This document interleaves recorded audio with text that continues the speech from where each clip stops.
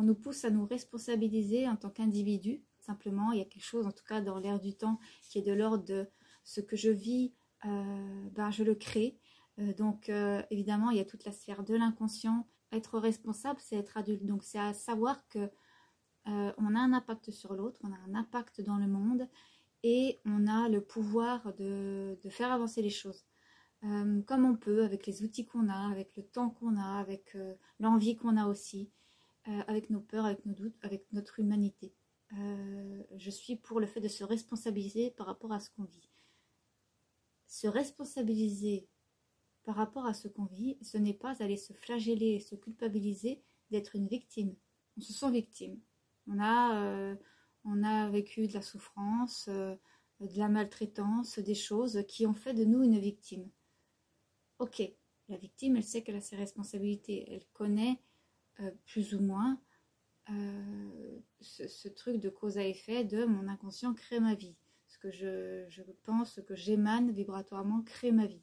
Ça n'empêche pas de prendre en considération, de prendre en compte, c'est d'ailleurs ça qui la pousse à aller travailler sur elle, sa souffrance.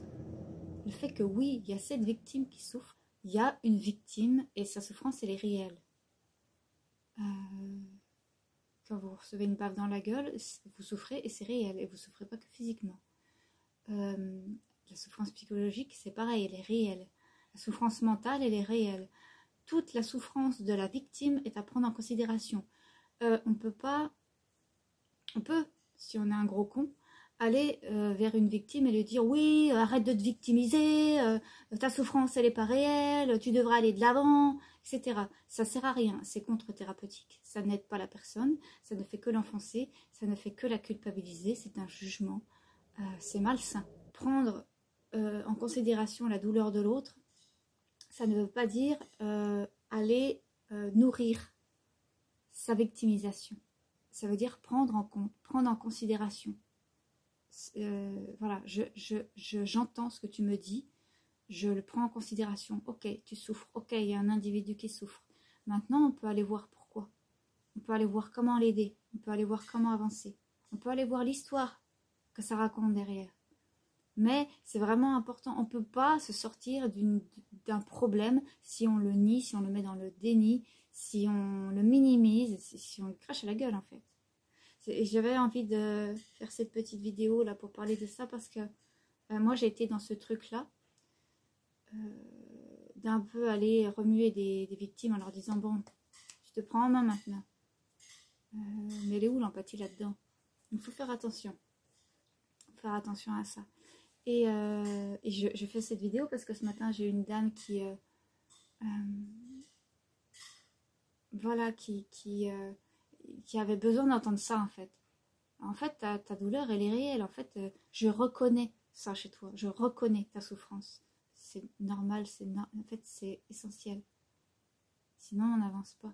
Sinon, il y a un individu qui se fait du mal en mode allez, j'y vais, coaching mental à la mort moelleux. Ça ne marche pas, ça marche. Mais derrière, il y a un individu qui n'a pas été écouté, qui n'a pas été entendu et qui va se la ramener un jour en mode hé, et moi là, qu'est-ce qu'on m'a fait? C'est ok, t'as mal, on va voir comment est-ce qu'on avance. Je ne nie pas ta souffrance, bien évidemment tu la ressens. Comment est-ce que je pourrais nier quelque chose que tu ressens?